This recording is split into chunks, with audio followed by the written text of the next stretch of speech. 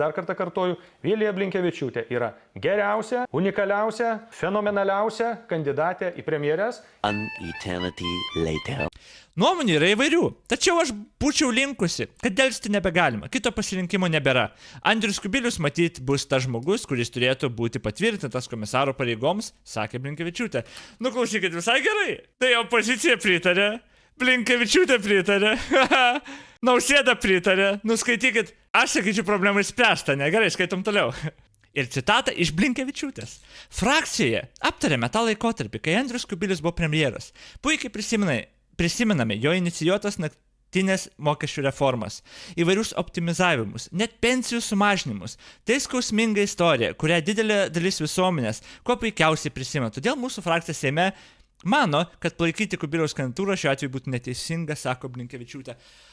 Ar jūs kurva juokaujat?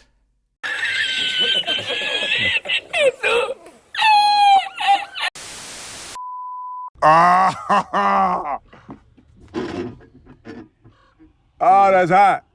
That's hot.